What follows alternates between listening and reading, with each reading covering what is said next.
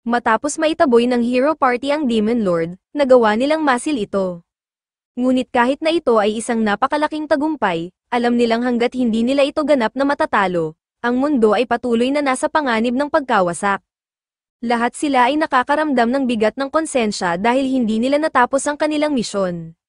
Subalit, sinabi ng kanilang leader na may pag-asa pa, dahil naniniwala siyang balang araw, may lilito na bagong bayani na magpapatuloy sa kanilang iniwang misyon at tuluyang tatalunin ang Demon Lord. Pagkalipas ng ilang taon, ang A-rank party na Thunderpike ay nasa kalagitnaan ng isang public dungeon raid. Habang ang dalawang melee fighters ay umaatake, ang magic users naman ay nagsisimulang mag-cast ng kanilang mga spells. Dahil sa buffs mula sa supporter ng party na si Yuka, nagawa nilang pabagsakin ang isang Hydra sa record time.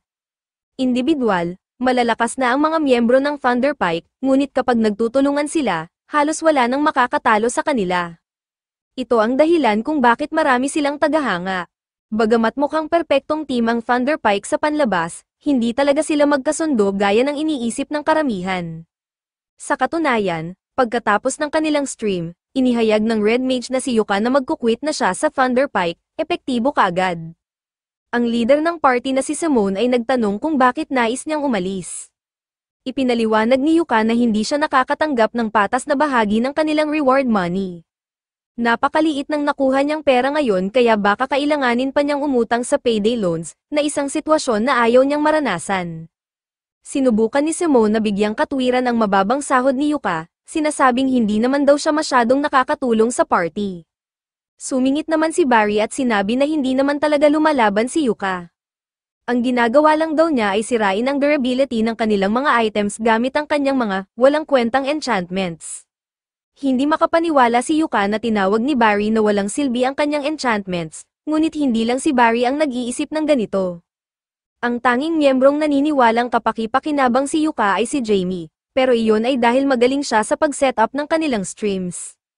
Sinabi ni Camila kay Yuka na kung gusto niyang mas mataas ang bayad, kailangan niyang maging mas aktibo bilang miyembro ng team.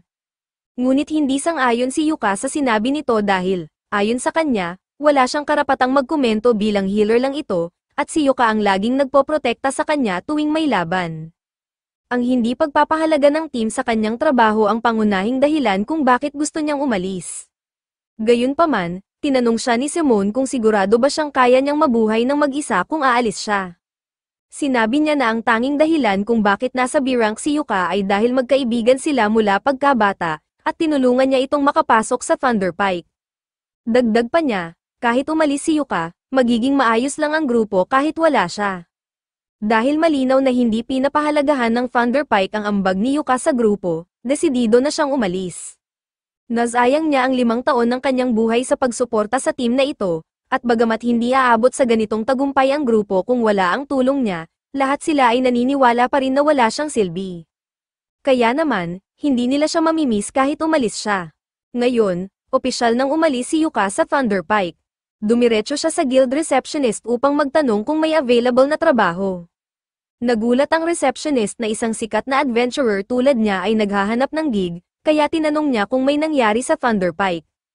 Ipinaliwanag ni Yuka na nag-quit siya, hindi naman nagulat ang receptionist dahil nangyayari naman daw ito sa iba't ibang grupo. Binigyan niya si Yuka ng form na kailangang punan para mahanapan siya ng bagong party. Matapos punan ng form, inabot ito ni Yuka sa receptionist. Sa mga sandaling iyon, biglang may batang babae na tumakbo papunta kay Yuka at yamakap sa kanya ng mahigpit. Ang pangalan ng babae ay Marina, isa sa mga dating estudyante ni Yuka noong nagtuturo pa siya ng preliminary adventurer classes kalahating taon na ang nakalilipas. Natutuwa si Yuka na maayos ang lagay ni Marina, nagtanong si Marina kung bakit naroon si Yuka, kaya sinabi niyang naghahanap siya ng bagong party dahil kakalabas lang niya sa Thunderpike. Hindi na hinayaan ni Marina na tapusin ni Yuka ang kanyang paliwanag dahil kung naghahanap siya ng bagong party, gusto ni Marina na sumama si Yuka sa kanilang grupo. Pumayag si Yuka sa mungkahi ni Marina, ilang minuto pa ang lumipas, nakaupo na si Yuka kasama si Marina at ang iba pang miyembro ng kanyang party upang pag-usapan ang posibilidad ng pagsali niya. Gustong-gusto ni Silk ang ideya na sumali si Yuka sa kanilang grupo, ngunit nagulat siya na isang bihasang adventurer tulad ni Yuka ay nais sumali sa kanilang D-rank party. Si Yuka ay kasalukuyang B-rank, kaya madali sana siyang makakasali sa mas magaling na grupo. Pero sinabi ni Yuka na ayos lang sa kanya ang sumali sa isang D-rank party, at sa totoo lang, mas gusto pa nga niya ito. Noong nasa Thunder Pike pa siya, palaging high-level missions ang tinatanggap ng grupo, kaya napipilitan siyang bumili ng maraming magic items para maghanda, na nagdulot ng sunod-sunod na pagkakautang. Gusto niyang magpahinga muna at mag-focus sa mas simpleng mga quest. Dahil sang-ayon naman sina Marina, Silk, at Ryan, opisyal nang sumali si Yuka sa kanilang grupo. Ang kanilang unang misyon bilang grupo ay ang pagkuha ng magic iron ore mula sa Pain to Mine dungeon. Matagal na simula noong huling nakaramdam si Yuka ng excitement para sa isang misyon, at nagbalik sa kanya ang maraming alaala noong nagsisimula pa lamang siya bilang adventurer. Naalala niya na ang dungeon na ito ay may maraming magic ore veins sa ika-6 na palapag. Tama naman ang sinabi ni Silk, ngunit nais nilang iwasan ang pakikipaglaban sa boss ng ika-5 palapag. Kaya iminungkahi ni Yuka na magsimula sila sa ika-4 na palapag. Pagpasok nila sa dungeon, si Marina ang nauuna, gamit ang isang stick upang tiyakin na walang mga traps sa daraanan.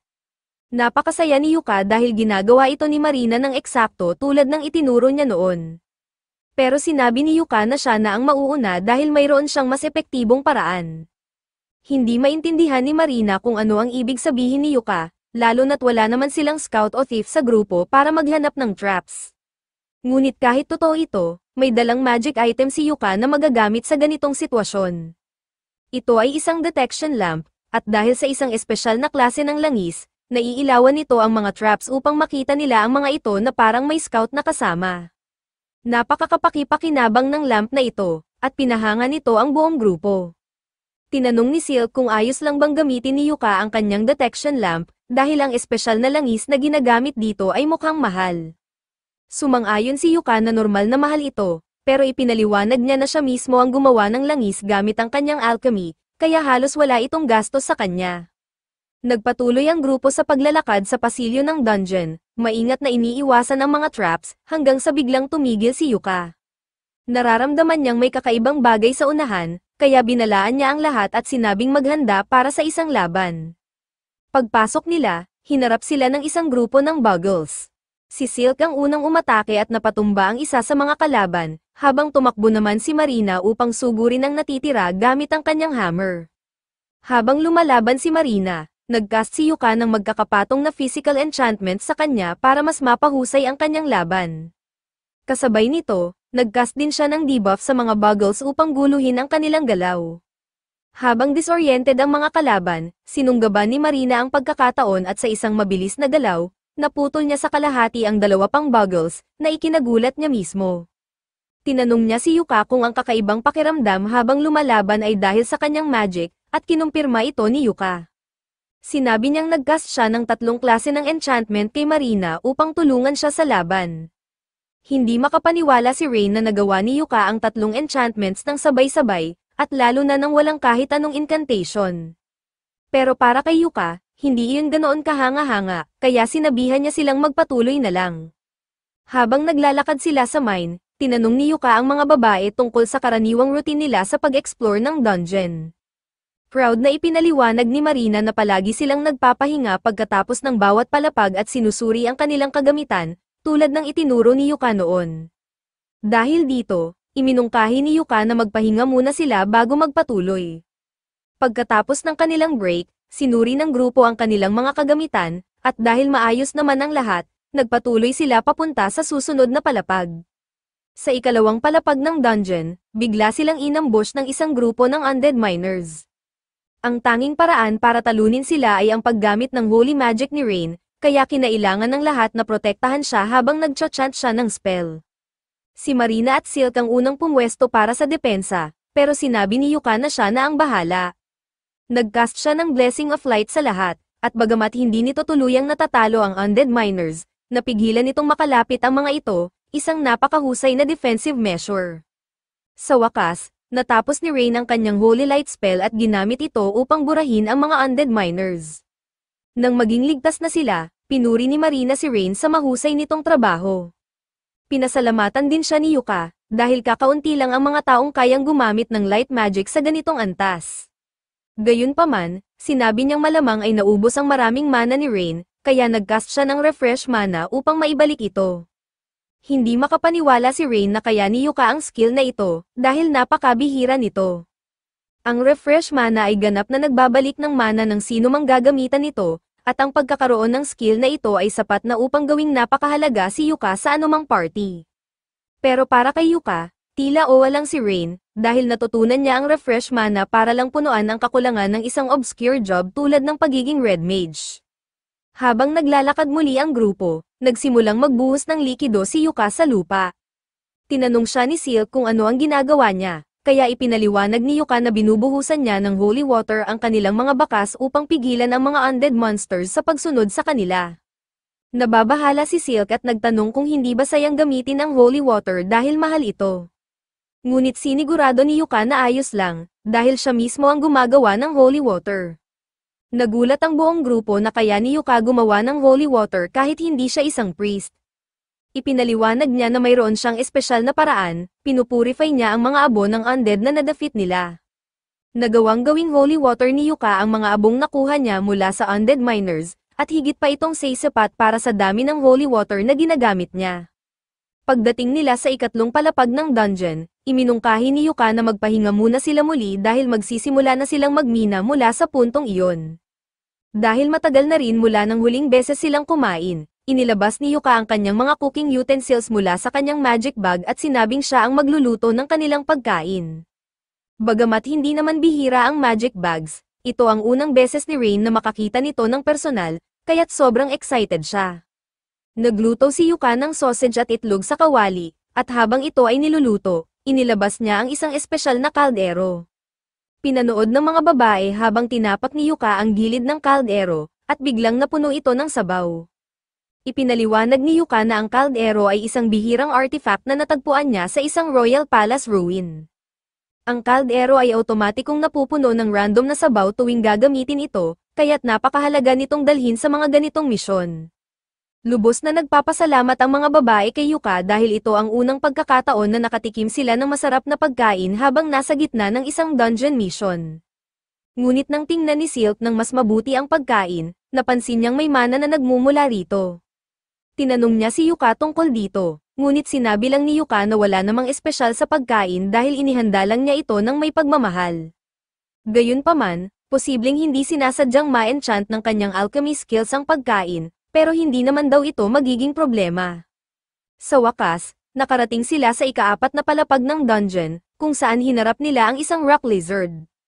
Habang sumugod ang halimaw papunta sa kanila, agad nagcast si Yuka ng slow spell, kaya't halos hindi na makagalaw ang rock lizard. Sinamantala ito ni Marina at sumugod upang umatake. Karaniwan, hindi siya magtatangkang gawin ito, pero dahil sa enchantments ni Yuka na nagbuff ng kanyang lakas at stamina, nagpa siya siyang gamitin ang kanyang magic blade ability. Sa isang mabilis na galaw, nagawang pugutan ni Marina ng ulo ang rock lizard. Pagkatapos ng laban, lubos na napagod si Marina dahil ang paggamit ng magic blade ay kumokonsumo ng napakalaking mana. Ngunit hinikayat siya ni Yuka na patuloy itong gamitin hanggat maaari dahil kalaunan, masasanay din ang katawan niya rito. Sa ngayon, nagcast si Yuka ng refresh mana upang maibalik ang kanyang lakas. Sa palapag na iyon, maraming magic auras, kaya nagsimula ng magmina si Yuka kasama ang mga babae. Matapos ang ilang sandali, nakapagtipon sila ng napakaraming magic auras, na ikinatuwa nilang lahat. Tinanong ni Yuka kung sapat na ba ang kanilang nakuha upang matupad ang requirements ng kanilang quest. Ngunit sinabi ni Silk na kailangan pa nila ng kaunting magic auras.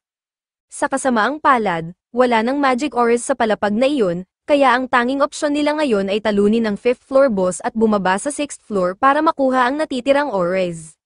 Hindi natuwa ang mga babae sa ideyang ito dahil ang 5th floor boss ay tinatawag na Novus Crusher Steel Crab, at hindi sila sigurado kung makakaya nilang mabuhay laban dito. Ngunit sinabi ni Yuka na huwag silang mag-alala dahil gagawin niya ang lahat upang harapin ang boss mag-isa. Ilang sandali pa, nakarating na sila sa pintuan ng boss's room.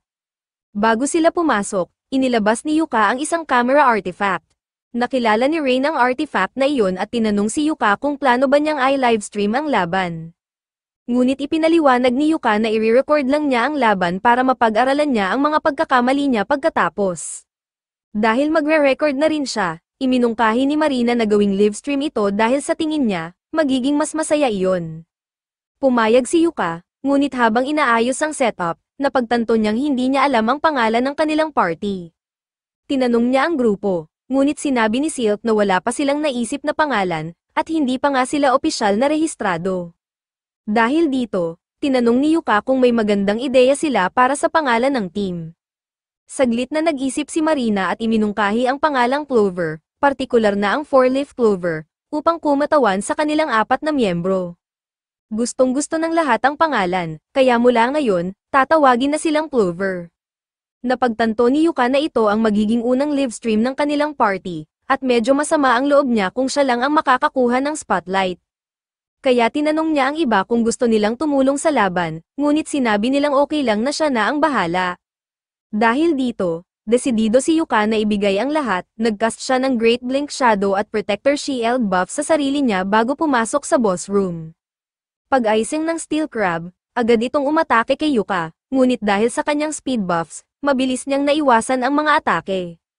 Nang makalayo siya sa saklaw ng crab, nagsimula siyang mag-cast ng maraming debuff spells upang pahinain ang kalaban. Kapag sapat na itong hamina, nag-cast si Yuka ng gravity spell upang durugin ang Steel Crab laban sa sahig.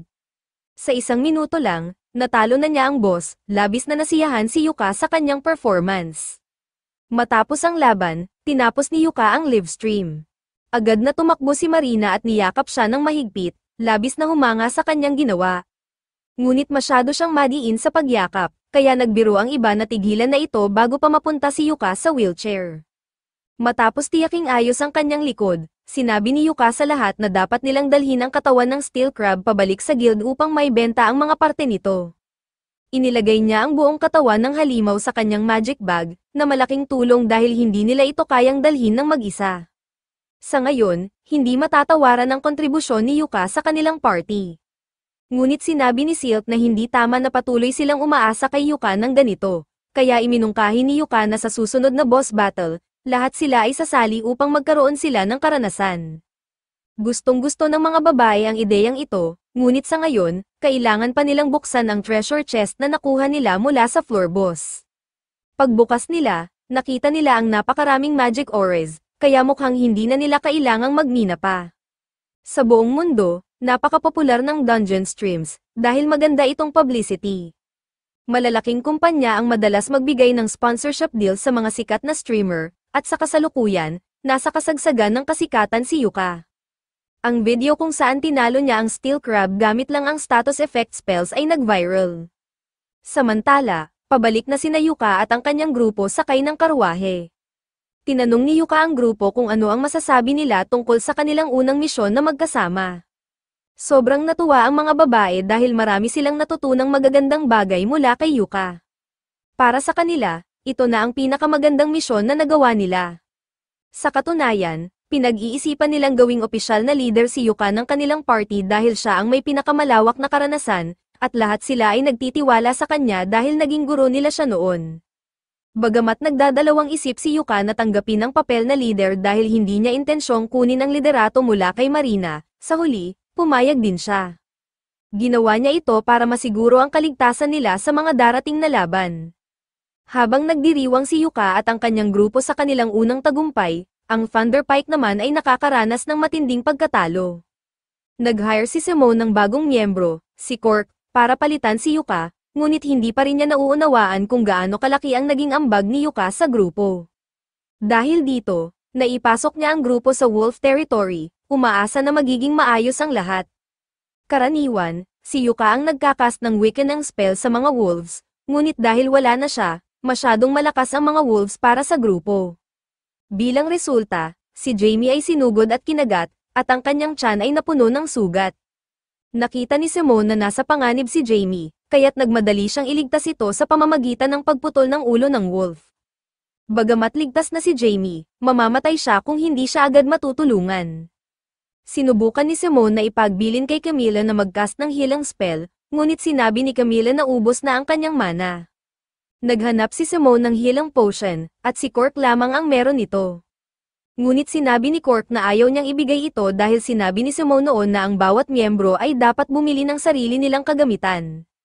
Sinabi ni Simone na hindi ito ang tamang oras para mag-alala tungkol sa pera, lalo na't nasa bingit ng kamatayan si Jamie. Sa huli, napilitan si Cork na ibigay ang potion, at ipinainom ito ni Simone kay Jamie. Samantala, maayos naman ang lahat para kay Yuka at sa kanyang grupo. Nagdiriwang sila sa isang bar, at bagamat hindi ganoon kalaki ang nakuha nilang reward mula sa quest, ang katawan ng steel crab ay nasa napakagandang kondisyon kaya't binayaran ito ng guild ng malaking halaga. Habang nag-uusap, tinanong ni Yuka si Marina at ang iba pa kung anong sistema ang ginagamit nila sa paghahati ng kita ng party. Ipinaliwanag nila na si Silk ang humahawak ng lahat ng pera ng grupo, at bawat miyembro ay binibigyan ng nakatakdang allowance. Nagulat si Yuka dahil bihira ang ganitong sistema sa isang party. Ngunit ipinaliwanag ng grupo na may dahilan sila para dito, nagsasabi silang lahat upang makabili ng sariling bahay bilang grupo. Hindi kasi komportable ang palaging magre-renta sa inn tuwing nasa lungsod sila. Naiintindihan naman ito ni Yuka at sumang-ayon sa kanilang sistema. Sinabi ni Yuka na ayos lang sa kanya kung ipagpapatuloy nila ang allowance system. Tinanong ni Silk kung sigurado ba siyang okay lang na siya ang humawak ng lahat ng pera ng grupo, dahil inakala niyang bilang isang bihasang adventurer ay gugustuhin ni Yuka na siya mismo ang humawak ng kanyang kita. Ngunit sinabi ni Yuka na nagtitiwala siya kay Silk, kaya walang dahilan upang baguhin ang kanilang sistema. Habang masaya at nagkakasundo sina Yuka at ang grupo, galit at frustrado naman sina Simone at ang natitirang miyembro ng Thunder Pike dahil iyon ang pinakamalalang resulta na naranasan nila sa maraming taon. Mabuti na lang at naisalba nila ang buhay ni Jamie, ngunit napakalapit na nila sa trahedya. Sinisisi ni Simone ang lahat kay Cork, sinabayan pa siya ng ibang miyembro, tinawag si Cork na useless dahil hindi nito nagawang iligtas sila sa sitwasyon. Ngunit hindi magpapatalo si Cork sa ganitong usapan. Ipinaalala niya sa kanila na ang Direwolves ay sinusundan ang kanilang prey gamit ang amoy, kaya dapat ay bumili sila ng scent blocker bilang paghahanda sa misyon. Sinabi niyang malinaw na kasalanan ito ng party dahil hindi sila handa para sa ganitong sitwasyon.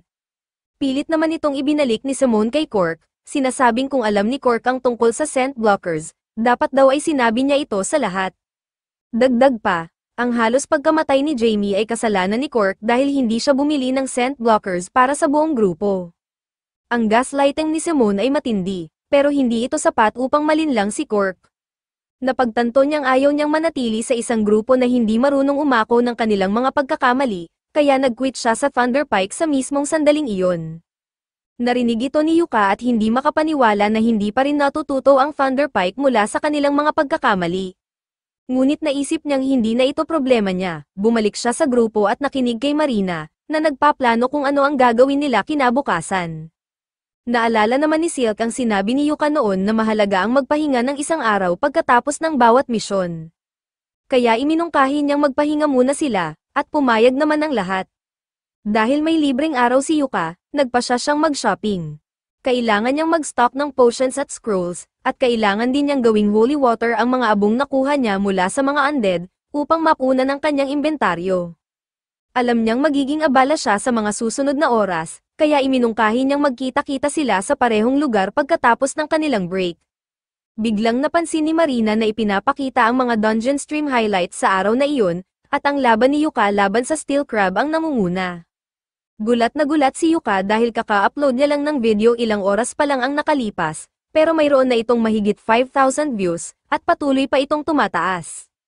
Nagugustuhan ng mga tao na makita ang isang adventurer na may kakaibang trabaho tulad ng Red Mage na kaya palang talunin ng isang Steel Crab nang hindi man lang ito hinahawakan. Sinabi pa ng announcers na bantayan ng grupo ni Yuka, ang Clover, dahil posibleng sila ang susunod na maging pinakamahusay na party sa buong mundo. Nakapanood din sina Simon at ang iba pang miyembro ng Thunder Pike ng stream ni Yuka, at labis silang naiinggit dahil mukhang maayos ang buhay ni Yuka kahit wala na siya sa kanila. Ngunit kahit ganoon, ayaw pa rin nilang aminin na mas malaki ang naging ambag ni Yuka sa kanilang grupo kaysa sa inakala nila. Palaging magiging haters ang Thunder Pike, ngunit tila may isa pang tao na lihim na nagagalit kay Yuka mula sa malayo. Halata sa kanya ang galit dahil mukhang komportable na si Yuka sa bago niyang grupo. Pagkalipas ng ilang araw, bumalik si Yuka sa guild at tumitingin ng mga quest sa notice board, naghahanap ng angkop para sa kanyang grupo. Nakita siya ng receptionist na nahihirapan sa pagpili kaya lumapit ito at nagtanong kung maaari siyang tulungan. Tinanong ni Yuka kung may mga quest bang madaling gawin para sa mga baguhang grupo ngunit may disenteng bayad. Sinabi ng receptionist na masyado siyang optimistic at hindi ganoon kadali ang makahanap ng perpektong quest. Pero, isinuggest niya ang isang C-rank quest na may kinalaman sa pagkuha ng magic stones mula sa Orden Forest. Naisip ni Yuka na maaaring akma ito, ngunit nagtataka siya kung bakit C-rank ang quest na ito, gayong ang pagkuha ng magic stones ay karaniwang D-rank lamang. Ipinaliwanag ng receptionist na may isang malaking magical beast na namataan malapit sa kagubatan, kaya mas mapanganib ito kaysa sa karaniwan. Biglang pumasok si Marina sa guild, at nang marinig ang salitang, quest, agad niyang inihayag na tatanggapin na ng kanilang grupo ang misyon. Sinabihan siya ni Yuka na hintayin muna siyang ipaliwanag ang lahat bago tanggapin ang quest, ngunit sinabi ni Marina na hindi na niya kailangang malaman ang mga detalye. Kung iniisip ni Yuka na kaya nila, tiyak na magagawa nila ito. Bukod pa rito, nagawa na nila ang isang misyon sa kagubatan na iyon noon. Gayunpaman, ipinaliwanag ni Yuka na ang quest ay C-rank dahil sa presensya ng magical beast sa kagubatan. Nang marinig ito, muling nag-isip ang mga babae kung dapat ba talaga nilang tanggapin ang misyon.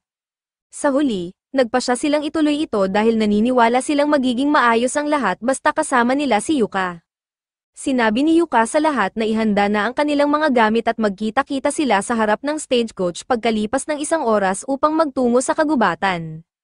Dumating muli ang receptionist na dala ang quest receipt. Naging interesado si Yuka sa sitwasyon, kaya tinanong niya ang receptionist kung pinlano ba nito ang lahat para maganap ito. Hindi naman itinanggi ng receptionist ang kanyang papel dito. Ang stream na ginawa ni Yuka kahapon ay nagdala ng higit sa 10,000 bagong fans, at lahat sila ay sabik na makita ang susunod niyang stream. Medyo nahihiya si Yuka dahil hindi niya inasahan na magkakaroon siya ng ganitong kalaking atensyon. Pero naisip niyang walang masama sa pagpapatuloy ng pag-stream ng kanyang mga laban, dahil makakakuha ito ng atensyon para sa mga babae at magiging kapaki-pakinabang din para sa records ng guild, lalo na kung matagpuan nila ang magical beast. Habang pinag-uusapan ni Yuka ang lahat ng ito, ang misteryosong lalaking nagmamasid sa kanya ay lalong nagagalit. Nang umalis si Yuka sa guild, sinundan siya nito sa tahimik na paraan. Napansin agad ni Yuka na sinusundan siya dahil halatang halata ang taga-subaybay niya sa hindi maayos na paraan nito ng pagsunod. Kaya't dumaan si Yuka sa isang makipot na eskinita upang subukang mawala ang stalker niya. Umaasa siyang maliligaw ito, pero kahit mataba ang lalaki, mabilis itong kumilos at agad siyang naabutan. Tinanong ni Yuka kung ano ang pakay ng lalaki, at inutusan siya nitong umalis sa Clover kaagad. Malinaw ang sagot ni Yuka na hindi iyon mangyayari, lalo na't siya ang leader ng grupo. Hindi makapaniwala ang lalaki na ginawang leader ng mga babae si Yuka pagkatapos lamang ng 1 araw na magkasama sila, samantalang ilang beses na niyang inalok ang sarili na sumali sa grupo at lagi siyang tinatanggihan. Napagtanto ni Yuka ang sitwasyon, gusto ng lalaki na makabuo ng sarili niyang harem ng mga cute na adventurer girls, pero patuloy siyang tinanggihan ni na Marina at ng iba pa. Ang makita si Yuka na nabubuhay ang kanyang pangarap ay naging dahilan para mawalan ng rason ang lalaki. Dinukot ng lalaki ang kanyang espada at nagbanta na aatakihin si Yuka kung hindi siya aalis sa grupo. Tahimik na nagcast si Yuka ng isang snare trap sa mga paa ng lalaki, pagkatapos ay tumalikod upang umalis. Nang sinubukang sugurin ni Beo si Yuka, nadulas ito at bumagsak dahil sa trap. Nang makabalik na si Yuka sa karwahe, ikinwento niya sa grupo ang nangyari. Agad nilang nakilala ang lalaki bilang si Beo, isang taong matagal nang sumusubok sumali sa kanilang grupo. Nag-alala ang mga babae para kay Yuka at sinabing hindi nila mapapatawad ang sarili kung may masamang nangyari sa kanya dahil sa kanila. Pinawi ni Yuka ang kanilang pag-aalala, sinabing hindi iyon kasalanan nila, at idinagdag na iniwan niya si Beo na walang malay sa gitna ng kalsada kaya maaari nilang i-report ito pagbalik sa bayan. Bago makarating sa kanilang destinasyon, sinabi ni Yuka na nais niyang ulitin ang kanilang mission objective. Kailangan nilang kumuha ng 3 magic stones mula sa Orden Forest. Nang tanungin niya ang grupo tungkol sa kanilang karanasan sa lugar na iyon, sinabi ni Marina na nagpunta sila roon 2 buwan na ang nakalilipas. Ngunit ngayon lang niya naalala na wala silang nakasalubong na halimaw noon. Napagtanto ni Yuka na ang magical beast ay malamang naroon na sa kagubatan 2 buwan na ang nakalilipas. Kung sakaling makaharap nila ito, plano niyang i-livestream ang laban upang makakuha ng mahalagang impormasyon ang guild. At kung hindi nila matalo ito, magiging mas madali ang paghingi ng tulong. Pagdating nila sa kagubatan, sinimula ni Yuka ang stream, at nagsimula na silang maglakad papasok. Nagpa siya si Yuka na maging rearguard dahil karaniwang mula sa likod umaatake ang mga halimaw. Nag-alala si Marina para sa kanya dahil nasa pinakamapanganib na posisyon siya, ngunit tiniyak ni Yuka na kaya niyang alagaan ang sarili. Bukod sa kaya niyang gumamit ng blink step para makatakas, ang suot niyang damit ay may mataas na defense stats, kaya kaya nitong tumanggap ng ilang atake. Nang makarating sila sa talon kung saan nila kukunin ang mga magic stone, sinabi ni Yuka sa lahat na huminto. Ramdam niya ang paparating na presensya ng isang nilalang. Biglang nagpakita ang magical beast, at ang dating kumpiyansa ni Yuka ay nawala. Ito pala ay isang Zarnak, isang high-level monster na karaniwang matatagpuan lamang sa pinakailalim na bahagi ng dungeon. Napagtanto ni Yuka na hindi sapat ang lakas ng grupo para harapin ito, kaya pinapunta niya si Silk para humingi ng tulong sa guild habang siya ang magpapaliban sa halimaw. Ngunit tumanggi ang mga babae na iwan siya, dahil alam nilang wala ring tsansa si Yuka kung mag-isa siyang lalaban. Dahil dito, tinanggap ni Yuka ang tulong nila at nag-cast ng enchantment spells sa kanila. Humarap si Marina sa frontline, ngunit mabilis siyang napaatras nang madaling winalis siya ng Zarnak. Gumamit si Yuka ng layered status effects upang pahinain ang halimaw, ngunit kaunti lamang ang epekto nito. Malapit nang maubos ang mga opsyon ni Yuka, kaya napagpasyahan niyang gamitin ang natitirang pinakamalakas niyang spell. Subalit, kailangan niya ng oras upang i-cast ito, pumayag si Marina na distrahin ang Zarnak upang makapag-cast si Yuka. Lumapit siya sa halimaw at ginawa ang lahat upang makuha ang atensyon nito habang iniiwasan ang mga atake. Kapag siya ay muntik ng tamaan, tumutulong sina Silk at Rain gamit ang kanilang magic.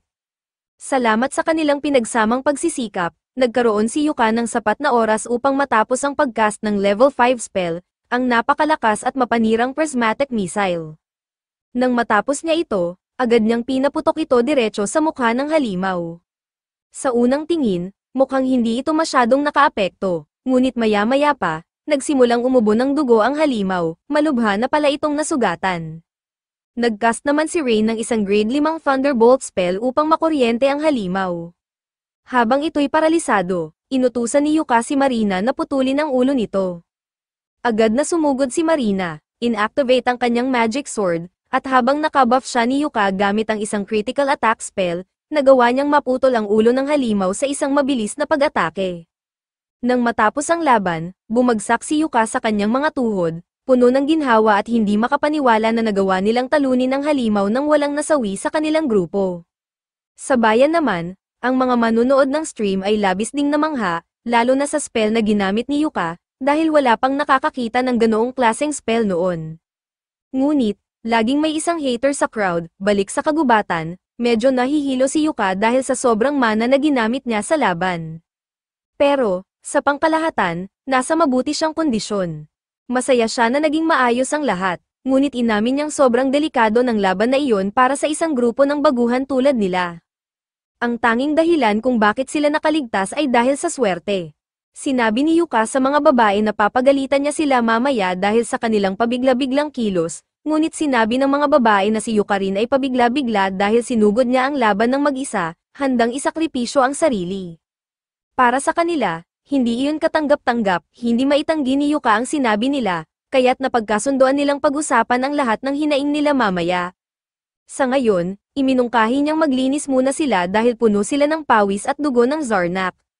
Habang naliligo ang mga babae sa ilog, sinimula ni Yuka ang pag-setup ng camp, at nagbalik ang mga alaala niya mula 6 na buwan na ang nakalilipas.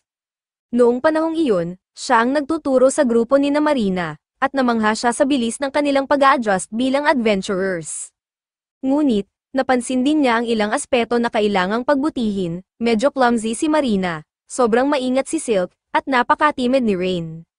Sa kabila nito, nakita niya ang kanilang potensyal at alam niyang magiging magagaling silang adventurers. Kinagabihan, inihanda ng mga babae ang tent, siniguro ang fairy wood, at naglagay ng mga alarm laban sa mga halimaw. Habang pinapanood sila ni Yuka, Nakaramdam siya ng pagmamalaki dahil alam niyang magiging mahusay silang adventurers balang araw. Pero hindi niya kailanman inasahan na magiging bahagi siya ng kanilang grupo. Pagkalipas ng ilang araw, bumalik ang grupo sa guild. Doon, nalaman nilang ipinatawag sila upang makipag-usap sa guildmaster, kaya medyo kinakabahan ang mga babae. Tinanong nila si Yuka kung nangangahulugan bang nasa gulo sila, ngunit sinabi ni Yuka na malamang ang pag-uusap ay tungkol sa Zarnak na natalo nila. Ang misyon ay dapat na B-rank, ngunit sa kung anong dahilan, ito'y nakamarka bilang D-rank, kaya't kailangang imbestigahan ito. Biglang pumasok ang guildmaster, si Benwood, at agad na tumayo sa atensyon ang mga babae, intimidated sa presensya nito. Lumapit si Benwood kay Yuka at sinabing ipaliwanag ang sarili. Ngunit dahil alam ni Yuka na wala siyang ginawang mali, sinabi niyang naisumite na niya ang lahat ng kaukulang impormasyon sa kanyang ulat sa guild. Hindi nasiyahan si Benwood sa ulat at humingi ng mas detalyadong paliwanag. Bago pa man magpatuloy, sinabi ni Yuka kay Benwood na itigil na ang tough guy act dahil natatakot ang mga babae. Sinubukang pigilan ni Marina si Yuka sa pagiging casual kay Benwood dahil napakalakas nito, ngunit sinabi ng guildmaster na labis ang respeto niya kay Yuka, kaya't hindi na kailangan ng formalidad sa pagitan nila. Sinabi ni Benwood sa lahat na maaari na silang umupo. Alam na niya ang nangyari sa kagubatan, ngunit gusto niyang marinig ang pananaw ni Yuka tungkol sa sitwasyon. Ipinaliwanag ni Yuka na pinaghihinalaan niyang resulta ito ng isang overflow, na nagdulot ng paglabas ng halimaw na mas malakas kaysa sa karaniwang naroon. Sumang-ayon si Benwood sa conclusion ni Yuka at agad na inutusan ang kanyang sekretarya na mag-issue ng isang emergency investigation quest upang malaman ang punot dulo nito. Parehong nauunawaan ni Yuka at Benwood kung gaano kaseryoso ang mga overflow, ngunit walang ideya si Marina kung ano iyon, kaya't nagtanong siya kay Yuka. Ipinaliwanag ni Yuka na ang overflow ay isang phenomenon kung saan may catalyst na nagiging sanhi ng paglabas ng mga halimaw mula sa dungeon. Karaniwang nakakulong ang mga halimaw sa dungeon dahil sa mana na dumadaloy sa lupa, ngunit minsan ay nababasag ang mga iyon, kaya't nakakatakas ang mga halimaw at nananalasa sa paligid. Dagdag pa ni Yuka, posibleng senyales ito ng paparating na dungeon stampede, isang napakalaking kaganapan kung saan ang mga halimaw mula sa dungeon ay sabay-sabay na lumalabas at sumisira sa mga bayan. Narinig na ng mga babae ang tungkol sa mga dungeon stampedes at ang kaguluhang dulot nito, na kumakalat sa mga bayan tulad ng isang wildfire. Kung ang mga halimaw na kasing lakas ng Zarnak ay lumalabas na, ibig sabihin, wala na silang gaanong oras. Nangako si Benwood na iimbestigahan ng husto ang sitwasyon upang masiguro ang kaligtasan ng lahat. Ngunit bago iyon, humingi siya ng taus-pusong paumanhin sa grupo dahil sa pagkakalagay nila sa ganitong peligro. Sinabi ng mga babae na hindi na kailangang mag-sorry ni Benwood dahil ligtas naman silang nakabalik. Gayunpaman, aminado silang kung wala si Yuka, malamang ay hindi sila nakaligtas. Kahit na si Yuka ang nagdala ng malaking bahagi ng laban, ipinakita ng kanilang livestream na ang mga babae ay mahuhusay na mandirigma rin. Bilang gantimpala sa kanilang mahusay na pagganap laban sa Zarnak, sinabi ni Benwood na ipo-promote ang lahat ng miyembro ng grupo sa C-rank. Gayunpaman, ang kanilang promotion ay nakadepende sa tulong ni Yuka, dahil siya ay isang A-rank adventurer. Naguluhan si Yuka sa sinabi ni Benwood dahil ang alam niya, B-rank lamang siya. Dito sinabi ni Benwood na siya rin ay ipo-promote, nakita ng lahat ng nanood ng livestream ang mataas na antas ng prismatic missile spell na ginamit niya laban sa Zarnak, kaya malinaw na karapat-dapat si Yuka sa promotion. Simula ngayong araw, si Yuka ay opisyal ng A-rank adventurer. Pagkatapos ng pag-uusap, bumaba si Yuka at ang grupo upang uminom at magdiwang ng kanilang promotions. Habang magkakasama, inilabas ni Yuka ang bag ng mga coins na nakuha nila bilang gantimpala para sa kanilang quest at iniabot ito kay Silk upang bilangin. Nang buksan ni Silk ang bag, nagulat siya dahil hindi pa siya nakakakita ng ganoon karaming gold coins sa isang lugar. Ipinaliwanag ni Yuka na kahit na orihinal na D-rank ang quest, dahil sa hirap nito, tinrato ito bilang B-rank quest, kaya mas malaki ang naging bayad nila. Inilabas ni Silk ang lahat ng coins mula sa bag upang bilangin, ngunit napansin niya ang isang piraso ng papel sa ilalim nito na may pangalan ni Yuka. Iniabot niya ito kay Yuka, at nang buksan niya, nalaman niyang ito ay isang sulat mula kay Benwood. Humihingi ng paumanhin si Benwood sa lahat ng pinagdaanan ni Yuka at ng kanyang grupo. Kasama ng sulat ay isang platinum coin bilang maliit na bonus para kay Yuka. Ang platinum coins ay napakahalaga, kaya't idinagdag ni Yuka ito sa pondo ng grupo. Matapos mabilang ni Silk ang lahat ng pera, masaya niyang ibinalita sa lahat na sapat na ang kanilang pera upang makabili ng bahay. Sa sobrang tuwa ni Marina nang marinig na kaya na nilang bumili ng bahay, napatalon siya sa excitement at aksidenteng natapon ang mga coins sa mesa. Natuwa rin si Silk na narating nila ang kanilang financial goal, ngunit medyo nakaramdam siya ng kaunting guilt dahil alam niyang ang tanging dahilan kung bakit nakalikom sila ng ganitong kalaking pera ay dahil kay Yuka. Ngunit sinabi ni Yuka kay Silk na huwag niyang isipin ito sa ganoong paraan. Ipinaliwanag niya na ginawang leader siya ng Clover, at natural lamang para sa isang leader na gawin ang lahat para sa kapakanan ng grupo. Kaya kahit na malaki ang naging bahagi niya sa pagkita ng perang ito ay pag-aari nilang lahat. Nagpatuloy ang kanilang selebrasyon hanggang late sa gabi.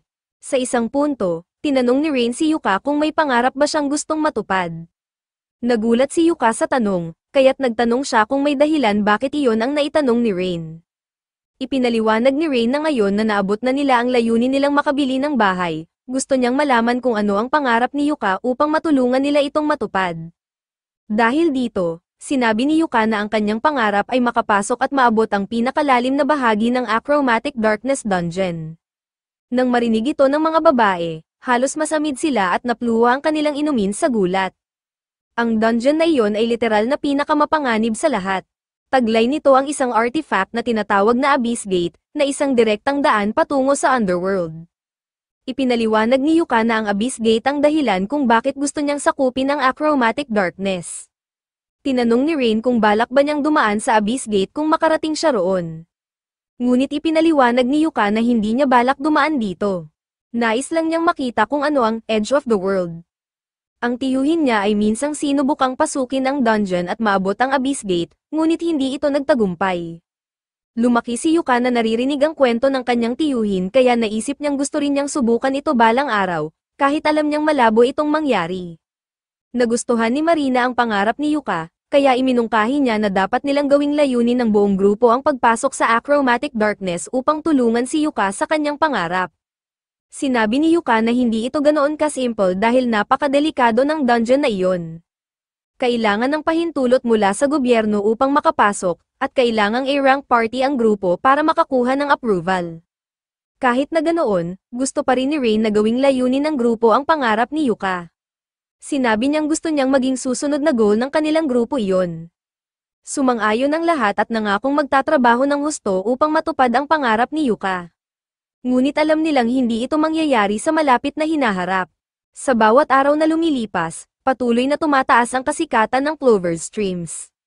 Sa kasalukuyan, live silang naglalaban sa isang undead hand, at salamat sa kanilang perpektong teamwork, nagawa nilang talunin ito gamit ang lightning spell ni Rain at isang rock scroll mula kay Yuka. Natapos ang kanilang stream, at kumaway sila sa kanilang mga fans. Mahal na mahal sila ng lahat sa guild, maliban sa mga miyembro ng Thunderpike, na labis ang inis sa kung paano naging sobrang popular si Yuka.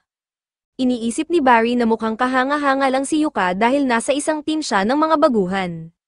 Ngunit narinig ni Simone na si Yuka ay kamakailan lamang na-promote sa A-rank, kaya malamang, talagang magaling siya. Bukod pa rito, hindi naman si Yuka ang pinakamalaking problema nila ngayon. Ang Thunderpike ay sunod-sunod na nabibigo sa kanilang mga misyon, at iniisip ni Simone na ito'y dahil sa mga bagong miyembro na kanilang hinihire na lagi namang walang kwenta. Sa katunayan, wala sa kanila ang tumatagal ng higit sa isang araw sa grupo.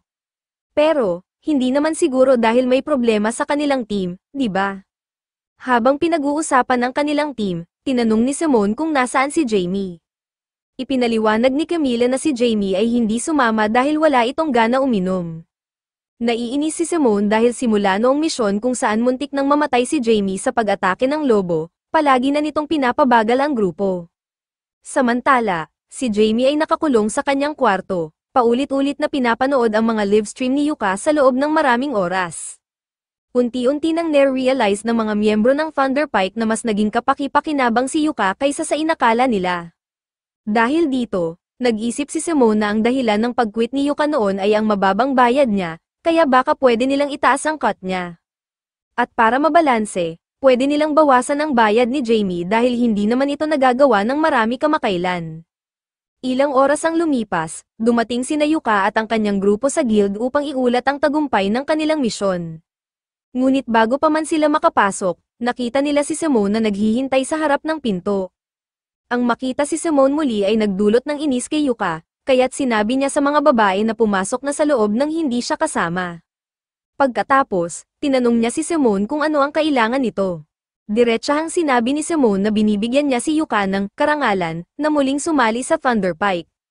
Hindi makapaniwala si Yuka sa narinig, pero sinubukan siyang manipulahin ni Simone sa pamamagitan ng pagpapaalala na ang pangarap ni Yuka na makita ang Abyss Gate ay posible lamang kung bahagi siya ng isang A-rank party tulad ng Thunderpike. Dagdag pa niya, mula nang umalis si Yuka sa Thunderpike, hirap na silang tapusin ang mga misyon. Kaya't sinabi ni Simone na responsibilidad ni Yuka na bumalik at ayusin ang mga bagay-bagay. Tahimik na pinakinggan ni Yuka ang lahat ng sinabi ni Simone, ngunit sa huli, wala siyang pakialam. Bagamat magkaibigan sila noong kabataan nila, wala na iyong halaga matapos ang lahat ng kawalang respeto na ipinakita ni Simone sa kanya. Sinabi ni Yuka na wala siyang balak na muling sumama sa Thunderpike at iniwan si Simone upang magduse sa mga naging resulta ng kanyang mga aksyon. Habang papasok si Yuka, pinanood siya ni Beo, at tila may masamang balak itong naiisip. Pagpasok ni Yuka sa guild, sinalubong siya ng mga babae at tinanong kung ano ang nangyari sa lalaking nasa labas. Ipinaliwanag ni Yuka na si Simone iyon, ang leader ng kanyang dating grupo. Nang marinig ito ni Marina, agad siyang nag-alala na baka sumama ulit si Yuka sa Thunderpike, ngunit sinabi ni Yuka na wala sa mundong ito ang makakapilit sa kanya na bumalik sa gulong na iyon. Pagkatapos nito, nagtungo ang grupo sa reception desk upang iulat ang kanilang misyon. Pagkatapos, magdidiwang sila kasama ang ilang inumin. Kinabukasan, nagpatawag si Yuka ng isang meeting upang ipaalam sa mga babae ang tungkol sa isang quest na kanilang natanggap. Si Marina ay prime na at handang-handa nang umalis, ngunit pinaupo muna siya ni Yuka at sinabihang makinig sa detalye ng quest. Ipinahayag niya na ang kanilang party ay specifically requested ni Earthy. Nagulat ang mga babae dahil ang Earthy ay ang pinakakilalang workshop sa buong bansa. Sa katunayan, ang Bauniso ay gawa mismo sa Earthy, kaya't isang malaking karangalan para sa kanila na mapili ng isang sikat na workshop. Gayunpaman, nagtaka pa rin ang mga babae kung bakit Clover ang napiling grupo ni Earthy. Ipinaliwanag ni Yuka na ang Earthy ay maglulunsad ng bagong linya ng kagamitan para sa mga babae, isang theme ng equipment na parehong stylish at ligtas gamitin. Sa madaling sabi, gusto nilang makita sina Marina, Silk, at Rain na lusubin ng isang dungeon habang suot ang bagong kagamitan upang may promote ang kanilang brand. Hindi makapaniwala si Marina na magiging poster girl sila para sa isang napakalaking brand gaya ng Earthy, ngunit sina Silk at Rain ay abala ng inaayos ang kanilang buhok bilang paghahanda sa mission. Napakagandang oportunidad ito para sa kanila, dahil bukod sa babayaran sila para sakupin ang dungeon, makukuha rin nila ang armor bilang parte ng deal. Dahil dito, tinanggap nila ang alok ni Yuka, at tuluyan nang naglakbay ang grupo patungo sa Iron Dungeon.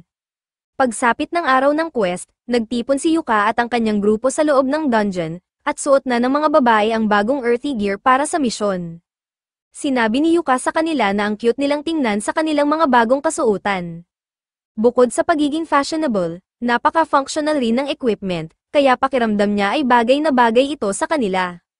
Ngunit, sa hindi malamang dahilan, tila may sama ng loob si Rain sa kanya, at hindi niya alam kung bakit. Pumasok ang grupo sa dungeon, at habang ginagawa nila ito, ipinaliwanag ni Yuka na medyo luma na ang dungeon na ito at mayroon lamang 4 na palapag.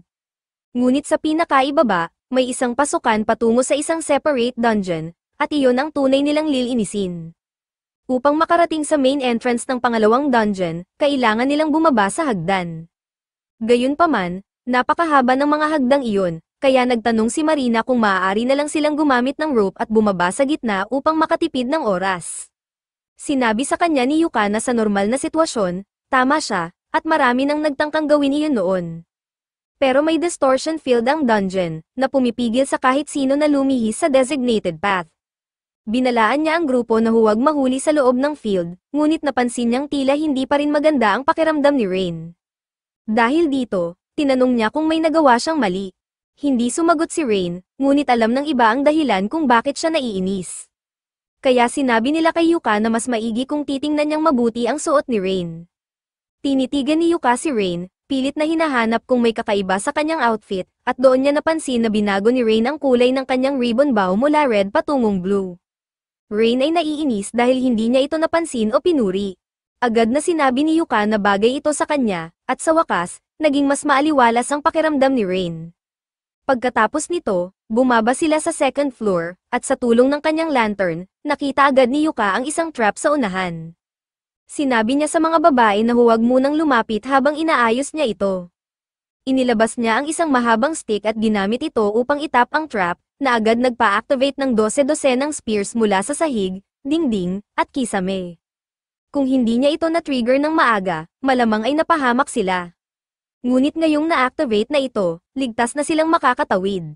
Kailangan nilang lumusot sa pagitan ng mga spears, kaya nagtanong si Yuka kung may nahihirapan. Sa kabutihang palad, dahil snug fit ang kanilang bagong armor, madali silang nakalusot at nakapagpatuloy sa kahabaan ng madilim na koridor. Biglang naramdaman ni Yuka ang isang kakaibang presensya sa unahan, kaya binalaan niya ang mga babae na maghanda para sa laban. Pagdating nila sa kinaroroonan ng kalaban, hinarap nila ang isang grupo ng orcs. Sa sandaling makita ni Silk ang mga orcs, bumalik sa kanyang isipan ang daan-daang taon ng galit na minana ng kanyang lahi. Alam ni Yuka na ang orcs ay natural na kaaway ng elves, kaya pinakiusapan niya si Silk na manatiling kalmado upang hindi siya magkamali. May plano na si Yuka, uunahan niya ang mga orcs gamit ang powerful magic, kasunod ay saisalakay si Marina gamit ang kanyang sword, habang si Silk ay magbibigay ng suporta mula sa likuran. Nang handa na silang lahat, sinimulan ni Yuka ang kanyang enchantment spells, at si Rain naman ay nagsimulang mag-cast ng fireball spell. Pagkatapos ng kanyang spell, pinakawalan ni Rain ang fireball na agad na sumunog sa mga orcs. Sumabay si Yuka gamit ang rock blast, na nagpilit iwasan ng mga halimaw. Habang nagkakagulo ang mga orcs, tumama si Silk sa leeg ng isa gamit ang kanyang arrow, habang ang isa pa ay nadodge sa bato ni Yuka. Dalawa na lamang ang natitira, biglang sumugod si Marina, at habang papalapit ang huling dalawang orcs, pinabagal sila ni Yuka gamit ang paralyze at slow spell. Dahil dito, madaling nahati sa dalawa ang isang orc ng isang hampas lamang ng espada ni Marina, habang ang huli ay tinamaan ng palaso ni Silk sa leeg. Sa huli, tinapos ito ni Marina sa pamamagitan ng paghati sa ulo ng natitirang orc. Matapos ang matinding laban, lumapit si Yuka sa mga bangkay ng orcs upang kunin ang kanilang magic stones. Tinanong niya si Silk kung kumalma na siya, at humingi ng paumanhin ito sa kanyang naging outburst. Ngunit hindi niya maiwasang mapuno ng galit tuwing nakakakita siya ng isang orc. Nauunawaan ito ni Yuka, hindi niya may kakaila ang kanyang damdamin dahil bahagi ito ng pagiging elf. Biglang lumapit si Nina kay Yuka at sinabing may kakaiba siyang nakita sa katawan ng isa sa mga orcs. Iniabot niya ito kay Yuka, at matapos suriin, natuklasan nilang ito ay isang Memorandum of Revelation Scroll, isang artifact na may kakayahang magbunyag ng mga hidden abilities sa sino mang gagamit nito. Nakakapagtaka kung bakit may ganitong bagay ang isang mababang ranggong orc, ngunit sa kasalukuyang kondisyon nito, hindi pa ito ganoon kahalaga dahil sira na ito. Gayunpaman, sayang kung ibebenta lang ito, kaya sinabi ni Yuka na aayusin niya ito at ipapagamit sa isa sa mga babae. Tinanong ni Soa kung ano ang mangyayari kapag ginamit ng isa sa kanila ang scroll. Ipinaliwanag ni Yuka na maaari itong mag-unlock ng hidden talent, halimbawa, maaari kang makakuha ng second job o isang bagong skill. Dahil dito, iminungkahi ni Rain at Silk na si Marina ang gumamit nito kapag naayos na, dahil sa ngayon ay isa lang ang job niya. Medyo nag-aalinlangan si Marina, dahil ang pagiging isang sword maiden ay bihira, at hindi siya sigurado kung may potensyal siyang maging isa. Ngunit sa tingin ni Yuka, sulit pa rin itong subukan. Kahit hindi siya makakuha ng second job, maaaring may ma-unlock siyang hidden ability na makakatulong sa kanya sa hinaharap. Matapos talunin ang mga orcs, lumitaw ang isang chest bilang gantimpala ng grupo. Pagbukas nila nito, itinuloy nila ang paglalakad hanggang marating nila ang break room sa pagitan ng mga palapag. Ang reward na nakuha nila mula sa chest ay isang magic bag, kaya't halos hindi maglaman sa tuwa si Rain matapos nilang sabihin na siya ang dapat gumamit nito. Mas useful kasi ang magic bags para sa mga nasa support roles. Sinabi naman ni Yuka na kung makahanap sila ng isa pang magic bag sa hinaharap, si Silk ang susunod na bibigyan, upang mas marami siyang madalang arrows. Matapos ang kanilang pahinga, bumangon ang lahat, ngunit bago sila magpatuloy, nais munang suriin ni Yuka ang kanilang mga losses and gains. Maaari sana siyang gumamit ng isa sa kanyang scrolls, ngunit dahil maayos pa ang kanyang mana levels at pakiramdam ni Marina, hindi niya ito ginamit. Samantala, gumamit si Silk ng 5 arrows laban sa mga orcs, ngunit mayroon pa siyang 20, at si Rain naman ay handa pa ring magpatuloy. Dahil nasa mabuting kondisyon pa sila, bumaba sila sa 3rd floor, at binalaan ni Yuka ang lahat na manatiling alerto. Bagaman walang floor boss dito, posible pa rin silang atakihin ng mga halimaw. Noong araw, may pinto rito na papunta sa main dungeon, ang Abandoned City, ngunit 10 taon na ang nakalipas mula nang bigla na lamang itong mawala, kaya kahit sino ay maaaring pumasok ng walang hadlang. Ayon sa impormasyon ni Yuka, ang pinto noon ay binabantayan ng mga Shadow Stalkers, mga nilalang na anyong solid black mannequins na may makinang na mga mata. Gayunpaman, matagal na silang hindi nakikita, kaya't imposibleng makatagpo sila ng isa rito. Ngunit, laking gulat nila nang makita nilang nakatitig sa kanila ang isang black mannequin na may makinang na mga mata mula sa malayo. Agad na nagtanong si Marina kung dapat ba silang mag-alala tungkol dito. Napagtanto ni Yuka na walang duda, isang tunay na Shadow Stalker ang nasa harapan nila. Dahil dito, sinigurado niyang makuhanan ito ng maayos ng recorder. Bagaman mukhang nakakatakot ang Shadow Stalker, hindi muna sila dapat mag-alala dahil hindi ito makakatawid sa distortion field ng palapag. Ngunit sa kanilang pagkabigla, tumalon ang Shadow Stalker at dumiretso sa distortion field, na para bang wala lang ito, ibig sabihin, nasa matinding panganib sila. Agad na inutusan ni Yuka ang grupo na maghanda para sa laban. Kinuha niya ang kanyang scroll of multi-enchant upang i-buff ang mga babae. Ngunit kahit na may lahat ng enchantments, sa unang pag-atake pa lang ng Shadow Stalker, tinamaan si Marina at agad siyang bumagsak. Dali-daling tumakbo si Rain sa tabi ni Marina upang gamutin siya, habang binibigyan naman ni Silk ng cover ang dalawa. Hindi pa rin makapaniwala si Yuka, isang multi-enchant barrier ang pinaghirapan niyang itayo, ngunit winasak ito ng Shadow Stalker na parang wala lang. Habang naghahanda ito ng panibagong pag-atake, sumugod si Yuka at nagcast ng protection barrier sa sarili niya, ngunit muling nadodge ito sa isang iglap. Napagtanto niyang ang mga pag-atake ng Shadow Stalker ay espesyal na ginawa upang sirain ang mga barriers. Dahil dito, binago niya ang kanyang estratehiya, nagcast siya ng Blink Shadow upang maiwasan ang mga susunod na pag-atake at makatakas sa laban.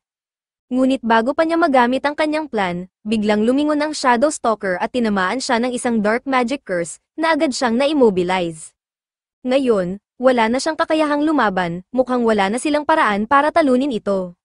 Mabilis na nagcast ang Shadow Stalker ng isa pang curse, ngunit napigilan ito ni Rain gamit ang kanyang Holy Shield, habang si Silk naman ay umatake gamit ang kanyang Dryad Vines. Samantala, sinubukan ni Rain na gamutin si Yuka tulad ng ginawa niya kay Marina, ngunit sa kanyang matinding pagkatakot, napansin niyang hindi na humihinga si Yuka. Sa parehong oras, biglang tinamaan ng matinding hiwa si Silk sa likod, at kahit sinubukan ni Marina na habulin ang Shadow Stalker, napakabilis nito para tamaan. Dahil dito, nagpa siya si Rain na gumamit ng isang wide area spell upang mapinsala ito. Nagcast siya ng Icicle Rain, ngunit biglang naglaho ang Shadow Stalker at lumitaw sa likod nila, saka inatake sina Marina at Rain sa likod. Sa puntong ito, lahat ng babae ay malubhang sugatan, ngunit hindi pa tapos ang laban. Ang Shadow Stalker ay nagcast ng 12-12 ng Eclipse Cannons, at ipinutok ang mga ito ng direkta sa grupo. Ito na sana ang kanilang katapusan, ngunit sa huling segundo, bumalik si Yuka at agad nagcast ng isang Light Shield upang protektahan sila. Kasabay nito, tinakpan niya ang buong sahig ng 8,000 trip spells, upang hindi makatakas ang Shadow Stalker. Sunod-sunod siyang nagcast ng bawat posibleng debuff effect upang pahinain ang kalaban, habang sabay na nagbibigay ng buff sa mga babae upang pagalingin sila. Ngayong nakabawi na ang mga babae, ginamit ni Silk ang kanyang Dryad Vines upang atali ang Shadow Stalker, na nagbigay ng sapat na oras kay Rain upang i-cast ang kanyang undead spell at tuluyang burahin ang kalaban. Matapos ang napakatinding labanan, sa wakas ay tapos na ito. Sa sobrang tuwa ni Marina na buhay pa si Yuka, niyakap niya ito ng mahigpit. Ngunit agad siyang binalaan ni Yuka na kung hindi siya bibitawan, baka mamatay siya muli sa yakap nito. Matapos siyang pakawalan ni Marina, pinasalamatan siya ni Yuka, kung hindi niya napansin ang Shadow Stalker ng maaga, maaaring nadali sila sa isang surprise attack, na tiyak na magtatapos sa kanilang pagkamatay. Pagkatapos nito, tinanong niya si Rain kung ano ang palagay niya sa Shadow Stalker. Ayon kay Rain, isa itong undead, Ngunit ang mana nito ay parang magulo at hindi stable, kaya't parang hindi ito dapat umiiral. Dagdag pa rito, hindi ito dapat nakatawid sa distortion field, kaya't malamang, resulta ito ng isang dungeon overflow.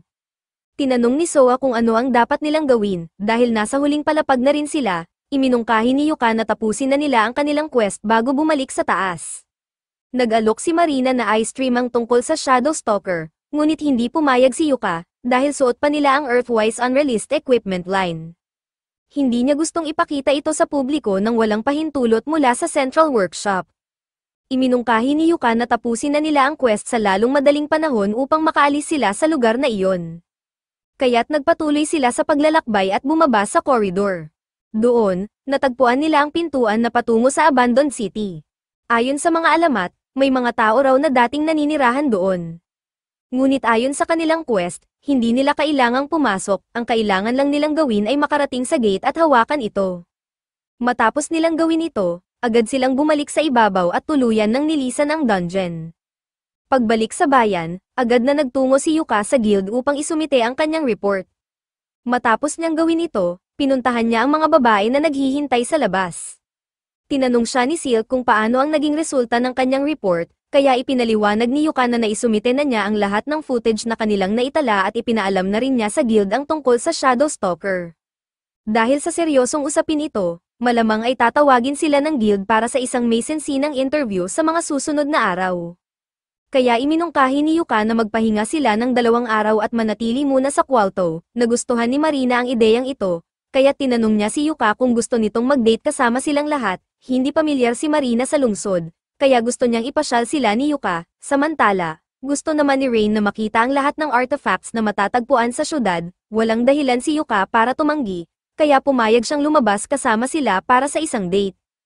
Patuloy ang Thunder Pike sa kanilang mga adventure upang mapanatili ang kanilang A-rank party status, ngunit si Barry ay walang tigil sa pagrereklamo tungkol sa kanilang rations. Noon kasi, palagi silang nakakakain ng masasarap na pagkain mula kay Yook habang kasama pa nila ito. Sinabi ni Simon sa kanya na wala nang silbi ang pagrereklamo sa ngayon, kaya iminungkahi niyang magpatuloy sila. Tinanong niya ang lahat kung sapat pa ba ang kanilang mana at potions. Sagot naman ni Barry, hindi siya bumili ng kahit anong potions dahil para sa kanya, bakit pa siya gagastos sa healing potions kung pwede namang pagalingin siya ni Camilla. Ngunit, alam naman nilang hindi naman infinite ang mana ni Camilla. Sinaway sila ni Simon at sinabing tigilan na ang pagtatalo. Inutusan niya si Jamie na iset up ang kanilang stream upang makapagpatuloy sila. Habang inaayos ito ni Jamie, bigla na lang siyang tinawag ni Barry na mahina at walang silbi, nang walang dahilan. Sumali pa ang iba sa pangungutya sa kanya, mula nang mawala si Yook, hindi na nila magawang isisi sa kanya ang kanilang mga problema. Dahil dito, si Jamie na ngayon ang napagdidiskitahan nila, kahit wala naman siyang magawa tungkol dito. Sa huli, muling nabigo ang kanilang misyon. Pagbalik nila sa guild, sinabi sa kanila ni Mummer na kung magpapatuloy pa ang ganitong sunod-sunod na pagkabigo, malaki ang posibilidad na sila ay ma-demote mula sa pagiging A-rank party. Sinabi niya kay Simon na mas mabuti sigurong pumili sila ng mga quests na mas madali upang masiguradong matatapos nila ito sa pagkakataong ito. Personal niyang iminungkahi na sa susunod, dapat nilang subukan ang mga C-rank quests. Nagpantang ang tenga ni Simon sa narinig, para sa kanya, paano niya magagawang sabihin iyon sa isang A-rank adventurer. Ngunit agad siyang sinagot nito, hindi naman kasi siya gumagawa ng A-rank results, kaya wala siyang aasahang espesyal na pagtrato. Muli na namang sinubukan ni Simon na isisi sa iba ang kanyang mga pagkukulang. Sinabi niyang kasalanan ng guild dahil hindi man lang sila ipinakilala sa isang bagong miyembrong maaari niyang manipulate para gawin ang mabibigat na trabaho para sa kanila. Pero hindi nagbigay ng kahit anong dam si Mummer sa kanyang mga palusot at pinaalis siya nang walang nakuhang kapalit. Sa bandang huli, naupo ang grupo ng Thunder Pike sa isang mesa habang nag-iisip. Pero si Jamie ay umupo sa ibang mesa dahil hindi na siya ganoon ka-comfortable sa piling ng kanyang mga kasama. Samantala, Barry ay nananatiling galit dahil tinakat silang ma-demote ni Mummer, pero pinakalma siya ni Simon dahil alam naman nilang tama ito.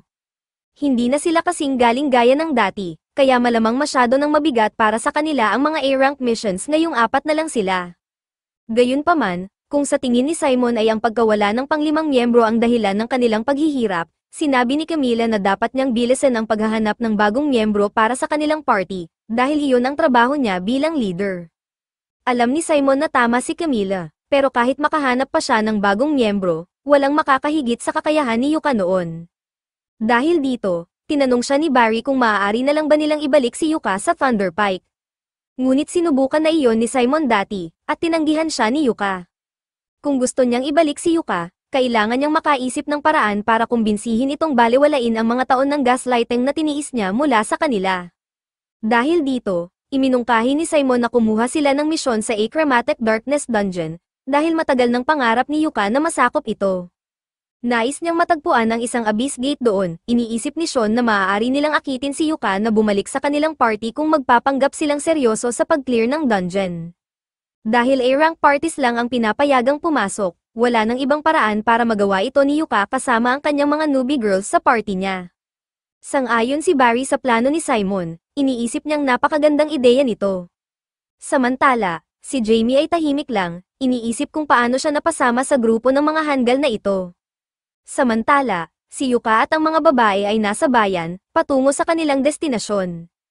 Habang naglalakad, sinabi ni Yuka sa kanila na narinig niyang pansamantalang isinara ang Iron Dungeon para sa isang investigasyon.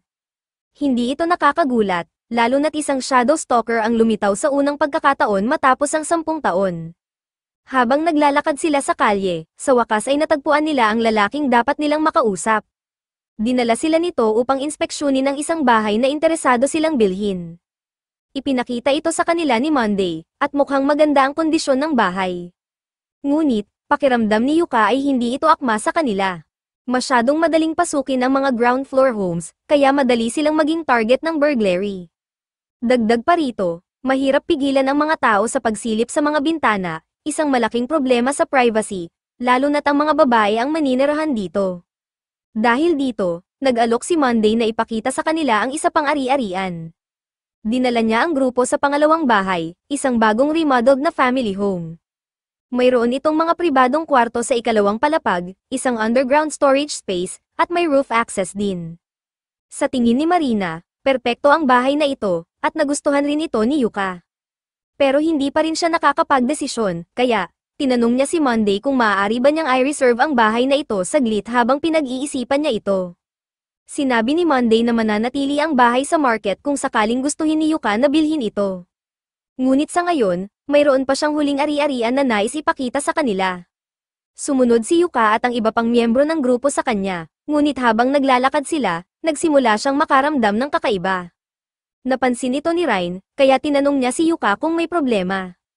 Sagot naman ni Yuka, hindi naman ito malaking bagay, pero malapit lang ang base ng Thunder Pike dito.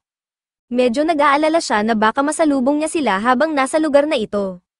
Pagkarinig nito, agad na sinabi ng mga babae kay Monday na hindi na nila gustong makita pa ang huling bahay. Ayaw nilang makatira sa parehong neighborhood kung saan naroroon ang Thunder Pike, kahit na isang 7-story mansion pa ang alok, wala silang interes dito.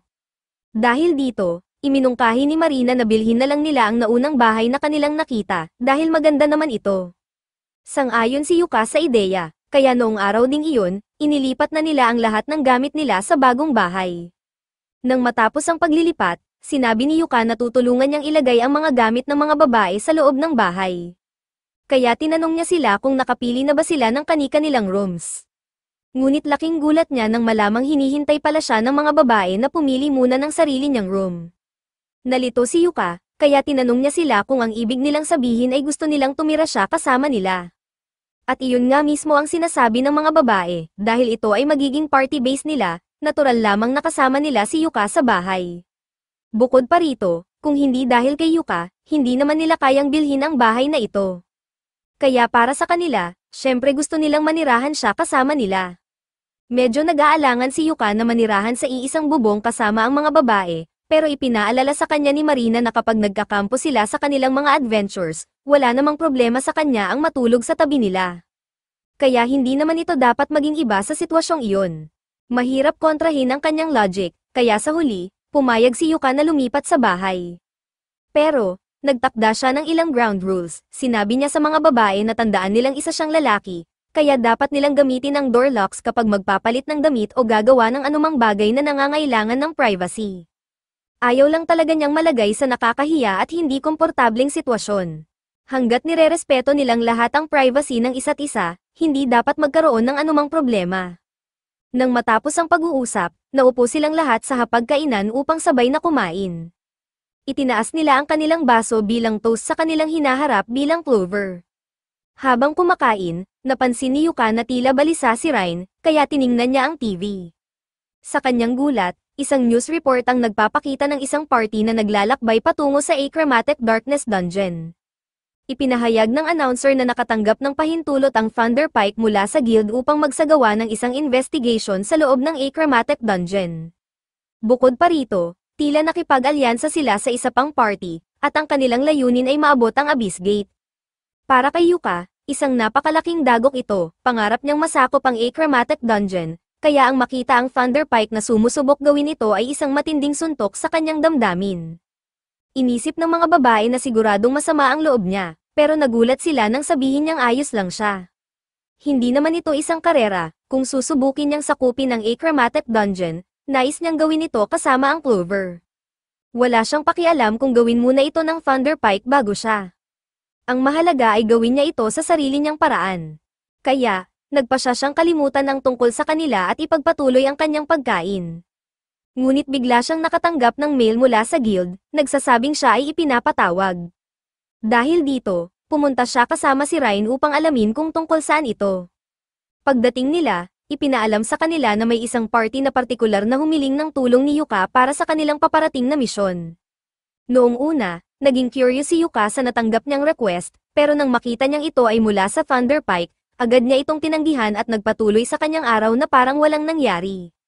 Gayunpaman, makalipas ang ilang minuto, nalaman ni Simon na tinanggihan ni Yuka ang request, kaya hindi siya nag-atubiling hanapin ito upang personal na humingi ng paliwanag.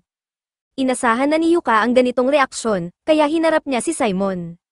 Agad siyang tinanong ni Simon kung bakit niya tinanggihan ang request nila. Sinagot siya ni Yuka na wala namang espesyal na dahilan, ayaw lang talaga niyang makipagtulungan sa Thunder Pike sa kahit anong sitwasyon, kahit na ito pa ang katuparan ng kanyang pangarap. Sa totoo lang, nagulat pa nga siya na naaalala ni Simon ang pangarap niyang matagpuan ang Abyss Gate, pero wala siyang balak makisali.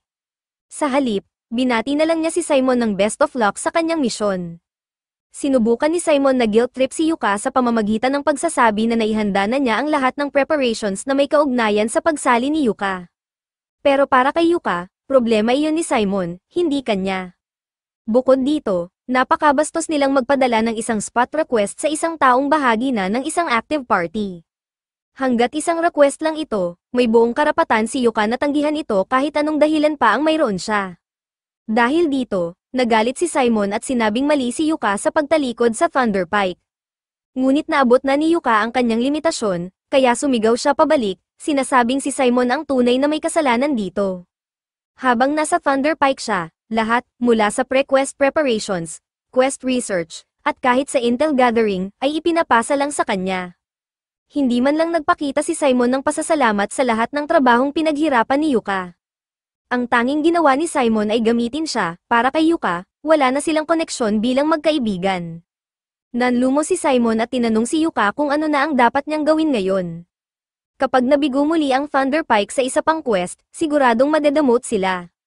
Pero hindi na problema iyon ni Yuka, kaya, hinawakan niya ang kamay ni Ryan at umalis nang walang pakialam sa kanya. 2 linggo ang lumipas, nakipagkita si Yuka sa Guildmaster upang ibahagi ang isang masamang balita.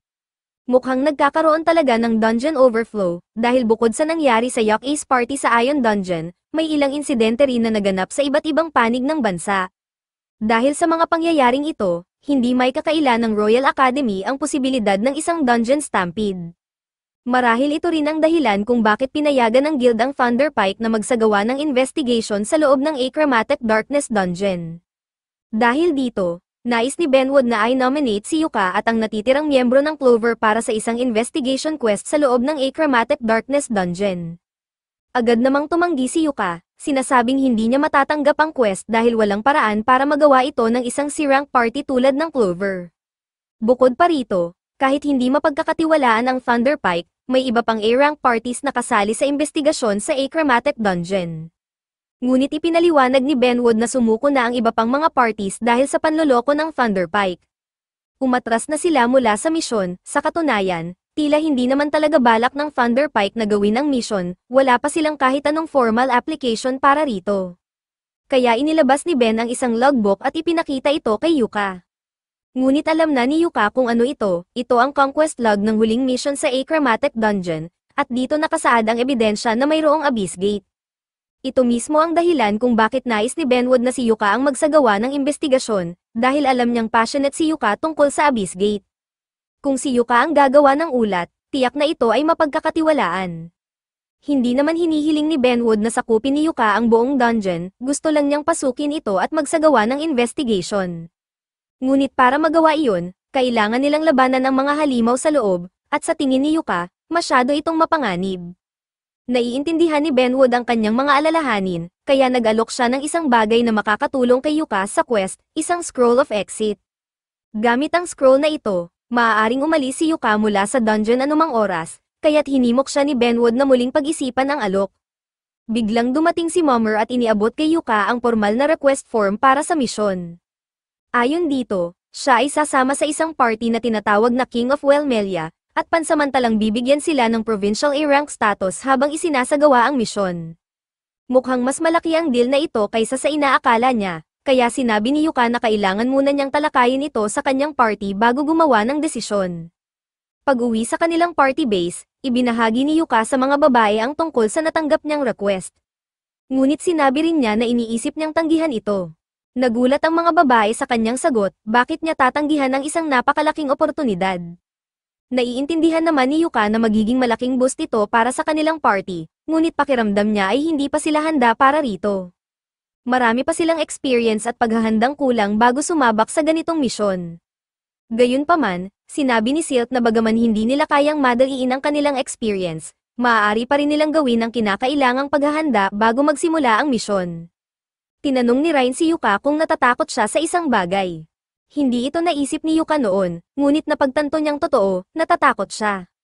Nag-aalala siya na baka mawalan siya ng isa sa mga babae kung susubukan nilang harapin ang isang dangerous mission tulad nito. At iyon ang bagay na hinding-hindi niya gugustuhing mangyari. Pakiramdam din ng mga babae ay pareho lang sila kay Yuka, ayaw rin nilang mawala siya. Kaya nangako sila na gagawin nila ang lahat upang matiyak na makakabalik sila ng ligtas mula sa misyon. Sinabi nila kay Yuka na maaari niya silang pagkatiwalaan sa laban, kaya nilang alagaan ang kanilang sarili. Napagtanto ni Yuka na masyado siyang naging overly cautious, kaya humingi siya ng paumanhin sa kanila dahil hindi siya lubusang naniwala sa kanilang kakayahan. Sa huli, napagkasunduan nilang harapin ang Achromatic Dungeon ng magkasama. Makalipas ang ilang oras, bumalik ang grupo sa guild upang ipaalam kay Benwood na tinatanggap na nila ang quest. Ngunit pagkatapos nilang pag-usapan ito, napagpasyahan nilang baka kailangan nila ng isang karagdagang miyembro. Dahil dito, tinanong nila si Benwood kung maaari ba silang ipakilala sa isang scout na maaaring sumali sa kanila. Inasahan na ni Mummer ang ganitong hiling, kaya inihanda na niya ang isang potensyal na bagong miyembro. Ipinakilala niya si Nen, anak ng isa sa kanyang mga kaibigan. Ngunit matapos gumawa ng napakaraming pranks, siya ay naban mula sa kanyang homeland, kaya't si Mummer mismo ang kumupkop sa kanya at tinulungan siyang baguhin ang kanyang buhay. Ipinakilala ni Nen ang kanyang sarili bilang isang dating thief, ngunit ngayon ay isang C-rank ninja. Ipinangako niya na magiging useful siya sa team, kaya't hiniling niya na tanggapin siya bilang kanilang scout. Dahil handa na ang buong grupo, pinangunahan ni Benwood at Mamal sila pababa sa basement ng guild, kung saan nakatago ang pasukan ng Achromatic Dungeon. Laking gulat ni Silk dahil hindi niya inasahan na nasa ilalim mismo ng guild ang pasukan ng dungeon. Ipinaliwanag ni Mamal na sadyang itinayo ang Adventurers Guild sa ibabaw ng Achromatic Dungeon bilang isang panseguridad na hakbang upang selyuhan ang pasukan nito. Ngunit bago pumasok sina Yuka at ang iba pa, may isang mahalagang bagay na gustong ipaalam ni Benwood. Ang isa pang A-rank party na orihinal na kasama sa investigasyon ay umatras sa huling sandali, kaya't ang Thunder Pike lamang ang nasa loob ng dungeon sa ngayon. Alam ni Benwood kung ano ang nararamdaman ni Yuka tungkol sa Thunder Pike, kaya nagbigay siya ng babala dahil maaaring makasalubong nila ito. Sa kabilang banda, kasalukuyang iniimbestigahan ng guild ang Thunder Pike dahil sa mga paratang ng pandaraya. May kumakalat na balita na inaaksaya ni Simon ang pondo na nakalaan para sa kanilang misyon. Sa kabila ng lahat, hiling lamang ni Benwood na panatilihin ni Yuka at ng kanyang grupo ang pagiging mahinahon kung sakaling magtagpo sila ng Thunder Pike. Ayaw ng guild na magkaroon ng kaguluhan sa pagitan ng mga adventurer habang nasa loob ng dungeon. Pagkatapos nito, binuksan na ang gate ng dungeon, at nagsimula ng maghanda ang grupo para sa kanilang imbestigasyon. Bago sila tuluyang pumasok, pinaalalahanan sila ni Benwin na ang misyon nila ay simpleng pagmamasid lamang, kaya hindi nila kailangang mag-abala sa pagpuksa ng mga halimaw o pag-clear ng dungeon. Sumang-ayon sina Yuka at ang iba pa, at sinimulan nila ang kanilang livestream upang makipag-ugnayan sa kanilang mga manonood. Binati ni Yuka ang lahat at ipinaalam na ngayon ay papasok ang Clover sa Achromatic Dungeon sa kauna-unahang pagkakataon, at ay livestream nila ang bawat segundo nito. Bilang scout ng grupo, binigyan ni Yuka si Main ng isang lantern at compass artifact upang gabayan sila, na lubos na nagpapadali sa kanyang trabaho. Ipinaalam ni Main na wala siyang nakikitang mga halimaw sa paligid at ang wind compass ay nagpapahiwatig ng direksyon, kaya isinuot niya ang kanyang invisibility cloak at mabilis na tumakbo upang sumilip sa unahan. Habang wala si Main, tinanong ni Silk si Yuka kung ano ang pakiramdam niya ngayong sa wakas ay may explore na nila ang Achromatic Dungeon. Sa totoo lang, hindi siya kasing excited gaya ng inakala niya, ngunit nagsisimula pa lang naman ang misyon kaya tiyak ni Marina na magiging mas kapana-panabik ito kalaunan. Si Silk naman ay tuwang-tuwa na makapasok sa dungeon. Nagsimula siyang maging adventurer para lamang sa pera, pero nang marinig niya ang pangarap ni Yuka, naengganyo siya sa ideya ng pag-a-adventure para tuparin ang isang pangarap. Makalipas ang ilang sandali, bumalik si Main at sinabi niyang nakumpirma na niya ang rutang dapat nilang tahakin. Ngunit, tila kakaiba ang lugar na ito, ang rutang tinutukoy niya ay isang pinto na lumulutang sa gitna ng kagubatan. Kaya, naglakad sina Yuka at ang iba pa at tuluyang lumalim sa dungeon. Habang naglalakad, nabanggit ni Yuka na narinig niya na pumasok ang Thunder Pike sa dungeon 2 linggo na ang nakalipas at kasalukuyang nasa ikawalong palapag na ang mga ito, kaya maliit lang ang posibilidad na magkita sila. Pinaalalahanan ni Yuka ang mga kasama niyang babae na ang pangunahing layunin nila ay alamin kung may kakaibang nangyayari sa loob ng dungeon, at hindi upang i-clear ito, kaya't mas mabuting iwasan ang anumang labanan kung maaari. Gayunpaman, hindi nagtagal at hinaranggan ang kanilang daan ng isang kakaibang isdang halimaw. Wala silang ibang daan na pwedeng daanan, kaya mukhang mapipilitan silang lumaban. Hindi pa kailanman nakakita si Yuka ng ganitong klaseng nilalang, kaya't hindi siya nag-aksaya ng oras at agad nagplano ng estratehiya para sa pag-atake. Sinabihan niya si Rain na ihanda ang kanyang compact fire spell at inutusan si Silk na magpaulan ng mga palaso sa ulo ng halimaw. Para naman kay Marina, gusto niyang gamitin ito ang isang bagay na hindi pangkaraniwan. Karaniwan siyang gumagamit ng espada, pero nais ni Yuka na matapos agad ang laban, kaya't ang crossbow ang pinakaangkop na gamitin. Medyo nadismaya si Marina dahil gusto sana niyang gamitin ang bagong espada niya matapos makuha ang kanyang bagong samurai job, pero okay na rin sa kanya ang paggamit ng crossbow.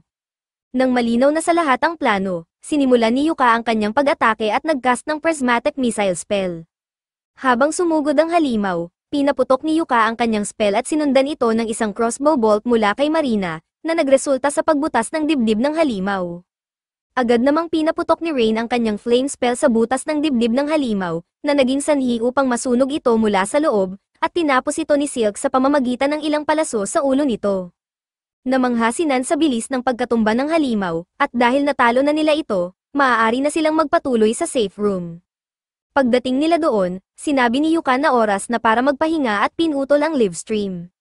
Tinanong niya ang lahat kung ano ang mga nawala nilang kagamitan, pero maliban sa mga palasong ginamit sa laban, kumpleto pa rin ang lahat ng gamit ng grupo.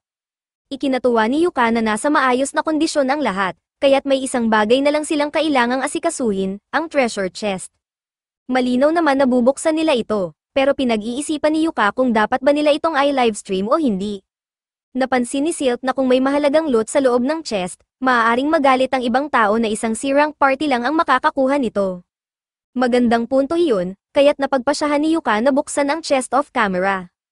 Binigyan niya ng go signal si Nan para i-pick ang lock nito. Ginawa ni Nan ang iniutos at habang pinipik ang lock, natuklasan niyang may bitag na nakakabit dito. Pero hindi iyon naging problema dahil sapat ang kanyang kakayahan upang maiwasan ito. Sa huli, nabuksan ni Nan ang chest at namangha ang lahat nang makita nilang puno ito ng magagandang gemstones. Sinabi ni Yuka kay Silk na hawakan muna ang mga alahas at ginto, kaya inilagay niya ang mga ito sa kanyang magic bag. Nang matapos si Silk, sumilip si Yuka sa loob upang tingnan kung may artifacts, at totoo nga, nakahanap siya ng isang ring artifact na mukhang promising, pati na rin ng isang kakaibang bagay na Hugis Cube. Medyo naguluhan si Yuka dahil hindi nagbigay ng impormasyon ang kanyang appraisal skill tungkol sa artifact na iyon, ngunit nalaman niyang wala pa itong attributes. Naging interesado siya at balak niya itong i-report kay Benwood bago subukang gamitin. Samantala, ang singsing ay sa tingin ni Yuka ay babagay kay Rain, dahil ito ay isang artifact na nagbibigay ng kalmado sa sino mang gumagamit nito. Mukhang epektibo nga dahil kaunti lang ang naging pagpanik ni Rain nang lumuhad si Yuka at isinusuot ang singsing sa daliri niya, tila parang isang proposal. Nagpatuloy sila sa paglalakbay sa dungeon, at di nagtagal, natunto ni Nan ang hagdanan papunta sa ikalawang palapag. Pinuri ni Yuka si Nan sa mahusay nitong trabaho bilang scouter ng kanilang grupo, ngunit sinabi ni Nan na malaking tulong ang Wind Compass artifact na pinahiram sa kanya ni Yuka. Pinapayagan siya nitong mahanap ang hagdanan sa pamamagitan ng pagsunod sa agos ng hangin sa loob ng dungeon. Medyo nagulat si Yuka dahil inakala niyang lahat ng adventurer ay gumagamit ng ganitong artifact sa paglalakbay sa dungeon, pero dahil napakarami niyang artifacts, naging normal na lang ito para sa kanya. Pagdating nila sa safe room ng ikalawang palapag, tinanong ni Yuka ang lahat kung ano ang mga kakaibang bagay na napansin nila sa kanilang paglalakbay. Binanggit ni Silk na nagbago ang ilang bahagi ng tanawin sa dungeon, at hindi rin niya malilimutan ang kakaibang halimaw na may ulong halimaw. Ngunit ang pinakakakaiba ay ang pagkakaroon ng treasure chest sa safe room ng unang palapag. Hindi ito katanggap-tanggap para kay Yuka dahil karaniwang makikita lamang ang mga treasure chest sa mas malalim na bahagi ng dungeon, at ang halaga ng mga item sa loob ng isang chest ay karaniwang nakabase sa panganib ng palapag kung saan ito natagpuan. Kaya't ang makahanap ng napakaraming gemstones at dalawang mahalagang artifact sa unang palapag ay tila walang logika. Dahil sa lahat ng ito, sapat na itong dahilan upang magduda. Para na rin sa kaligtasan ng lahat, iminungkahi ni Yuka na bumalik na lamang sila para sa araw na iyon. Itinuturing niya itong matagumpay na misyon dahil nakapag-imbestiga sila ng husto, nakahanap ng interesanteng mga artifact, at walang sino man sa kanila ang nasaktan o nawalan ng kagamitan. Ngunit nasira ang magandang mood ni Yuka nang bigla silang makasalubong ng Thunderpike. Umaasa siyang hindi na niya kailanman makikita ang mga mukha ng mga ito, pero mukhang hindi talaga sila nagbago. Agad siyang sinermonan ni Barry at Camilla, na tinawag siyang walang utang na loob, habang tahimik lang na nakatayo si Jamie sa likod at pilit na iniiwasang makisali sa drama ng kanyang mga kasamahan. Lumapit naman si Simon kay Yuka at sinabing dahil naroon din ang Clover sa dungeon, magiging mabait siya at mag-aalok ng alyansa. Ngunit kapalit nito, hinihingi niya kay Yuka na ibigay lahat ng data at mahahalagang loot na nakuha nila sa kanilang expedition. Hindi makapaniwala si Yuka sa kapal ng mukha ni Simon para isipin na papayag siya sa ganoong kasunduan. Ngumiti si Barry at sinabing natural lamang para sa isang C-rank party na makipag-alyansa sa isang A-rank party, at dapat nga raw magpasalamat si Yuka na binibigyan pa sila ng ganitong pagkakataon. Habang nagaganap ang tensyon sa pagitan ng dalawang grupo, patuloy pa ring naka-livestream si Yuka kaya't nasaksihan ng lahat ng kanyang manunood ang kanilang mainit na pagtatalo. Alam na ng mga viewers na may kapana-panabik na mangyayari. Hindi tumigil si Simon sa kanyang walang katapusang kasinungalingan at hiling pa niyang ibigay ni Yuka sa kanya ang lahat ng kredito para sa anumang impormasyon na nakuha niya mula sa kanilang expedition. Naiinis na si Yuka sa pakikinig sa mga kalokohan ni Simon, pero bago pa man siya makapagsalita, naunahan na siya ni Silk. Tinawag ni Silk na walang hiya si Simon dahil sinusubukan nitong samantalahin ang iba. Ngunit dahil may diskriminasyon sina Simon, Barry, at Camilla laban sa mga Dark Elf, tinawag nila siyang maruming tagasunod ng madilim na Diyos, at sinabing walang karapatan ang isang tulad niyang savage na magsalita sa harapan nila. Doon na tuluyang napuno si Yuka, pwede nila siyang bastyusin ng paulit-ulit, pero kung iinsultuhin nila ang isang miyembro ng kanyang mahalagang pamilya, may mamamatay talaga ngayon. Sinubukan ni Simon na pag-aanin ang isyu at itanggi ang lantaran nilang rasismo, pero seryoso si Yuka sa kanyang banta. Sinabi niyang mas pipiliin pa niyang mamatay kaysa kailanman makipagtulungan kay Simon ulit. Ayaw na niyang mag-aksaya ng kahit isang segundo kasama si Simon, kaya sinabi niya sa Clover na aalis na sila. Tumalikod sila at umalis. Iniwang galit na galit ang tatlong narcissist, habang si Jamie ay halatang hindi komportable sa sitwasyon. At huwag kalimutan, naka-livestream pa rin lahat ito, kaya't nakita ng maraming tao kung paano naging lantaran na racist ang Thunderpike. Isang bagay na lang ang sigurado, malapit nang ma-cancel ang grupo. 2 araw ang lumipas at pinatawag ang Thunderpike sa isang pagpupulong kasama si Benwood. Ipinaalam niya sa kanila na may ilang reklamo ang isinampa laban sa kanila nitong mga nakaraang araw. Una, mula sa kanilang mga sponsors na nagsasabing inaabuso ng Thunder Pike ang pondong ibinigay para sa kanilang misyon. Pangalawa, dalawang reklamo mula sa Council of Elves at Wellmelia para sa lantaran nilang pagiging racist kay Silk. At pangatlo, mula sa mismong headquarters ng Adventurers Guild. Tinanong ni Benwood si Simon kung may gusto itong sabihin para ipagtanggol ang sarili, pero tila kulang sa common sense si Simon mula pagkasilang. Ipinahayag niyang wala siyang ginawang mali, sa katunayan, sa tingin niya ay kasalanan pa ng Clover dahil pinayagan nilang magsalita sa kanya ang maruming savage elf. Ngunit bago pa niya matapos ang pangungusap, tinamaan na siya ng isang malakas na suntok sa mukha, isang nararapat na parusa para sa kanya. Galit na galit si Benwood sa kawalan ng pagsisisi ni Simon, pero hindi maintindihan ni Simon kung bakit ginagawa ni Benwood na malaking issue ang isang savage elf lang. Sa puntong iyon, naghagi si Benwood ng isang daga na muntik nang tumama sa mukha ni Simon para patahimikin siya. Dahil halatang walang kamuwang-muwang si Simon sa tindi ng sitwasyon, ipinaliwanag ito ni Benwood sa kanya ng malinaw, isang A-rank party na kinikilala ng kaharian ng Wellmelia ang nakita ng publiko na nagpakita ng lantaran na rasismo laban sa isang dark elf, at dinungisan nito ang dignidad ng kaharian.